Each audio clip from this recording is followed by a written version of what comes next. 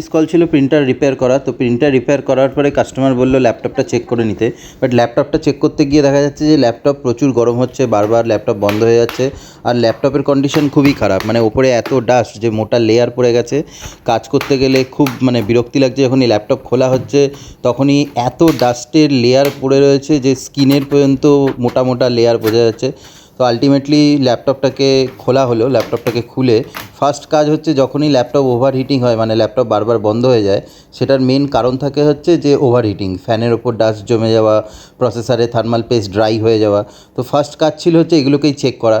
তো ল্যাপটপের কাজ করতে গেলে এটা মাথায় রাখতে হবে যে ব্যাটারি যদি ইনবিল্ড হয় তাহলে সেটাকে আগে খুলে নাও, নাহলে স্ট্যাটিক ইলেকট্রিসিটিতে ল্যাপটপে শর্ট সার্কিট হয়ে যেতে পারে। তো আমি ব্যাটারি খুলে তারপর ট্রাই করলাম হচ্ছে আগে ক্লিনিং করার। ফ্যানটাকে খুব পরিষ্কার করে ক্লিন করা হলো।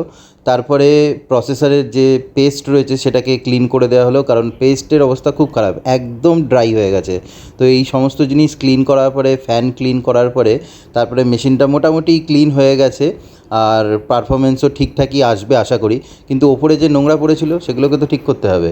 তো তার জন্য একটা স্পেশাল ক্লিনিং লিকুইড পাওয়া যায়, সেটা দিয়ে পুরো ব্যাক সাইডটাকে ক্লিন করা হলো। এবং এত মোটা লেয়ার যে নর্মাল ক্লিনিংয়ে এগুলো যায় না, এর জন্য স্পেশাল ক্লিনিংই করাতে হয়। তো স্ক্রিনটাকে ক্লিন করা হলো। অ্যান্ড স্ক্রিন ক্লিন করার সময় মাথায় রাখতে হবে স্ক্রিনকে কিন্তু নিচের দিকে রেখে ক্লিন করতে হবে, কারণ লিকুইড যদি নিচে চলে যায় বোর্ডে তাহলে কিন্তু ল্যাপটপের স্ক্রিন খারাপ হয়ে যেতে পারে। তো মোটামুটি ল্যাপটপের স্ক্রিন ক্লিন করার পরে তারপরে পালা হচ্ছে যে কিবোর্ড সেকশন, সেটাকে ক্লিন করা। তার জন্য প্রথমে তো আমি আগে ক্লথের ওপরে স্প্রে দিয়ে নিলাম, তারপরে সেটাকে দিয়ে ডাইরেক্ট ভালো করে ঘষে নিলাম। এখন দেখতেই পাচ্ছ তোমরা ল্যাপটপ একদম ক্লিন হয়ে গেছে, পুরো ব্র্যান্ড নিউ কন্ডিশনের মতন অবস্থা। এখন এটাকে কাস্টমারকে ডেলিভারি করে দিতে